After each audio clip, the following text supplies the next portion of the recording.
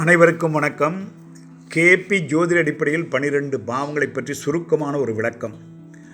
முதல் பாவத்தில் நீங்கள் யார் என்பதை காட்டும் பாவம் உங்கள் தன்மை, உடல் தோற்றம், தன்னம்பிக்கை, உடல் சக்தி, வாழ்வின் திசை ஆகியவை இங்கே தெரிய வரும்.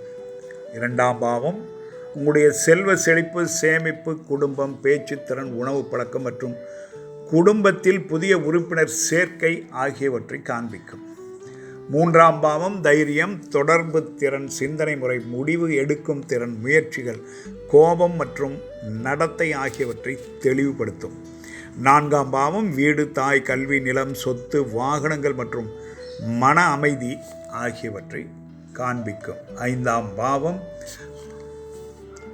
புத்தி மற்றும் மகிழ்ச்சியின் பாவம் காதல், பிள்ளைகள், படைப்பாற்றல், கலைகள், சினிமா, விளையாட்டு, பொழுதுபோக்கு, ஊக வர்த்தகம் ஆகியவற்றை குறிகாட்டும் பாவம்.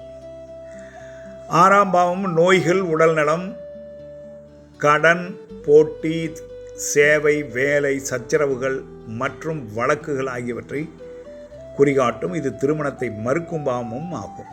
ஏழாம் பாவம் திருமணம், வாழ்க்கை துணை, கூட்டு தொழில், வியாபாரம், ஒப்பந்தங்கள், எதிரிகள் மற்றும் சட்ட பிரச்சனைகளை காண்பிக்கும் பாவம்.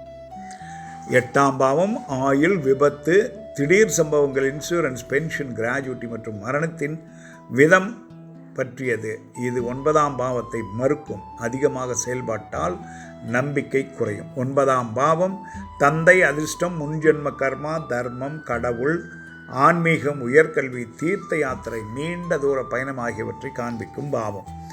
10ஆம் பாவம் மிக உச்ச புள்ளி ஆகும்.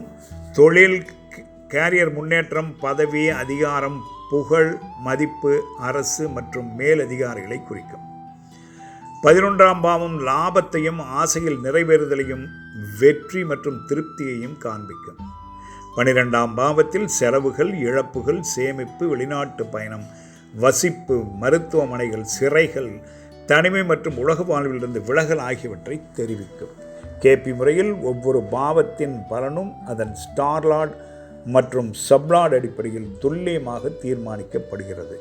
நன்றி, வணக்கம்.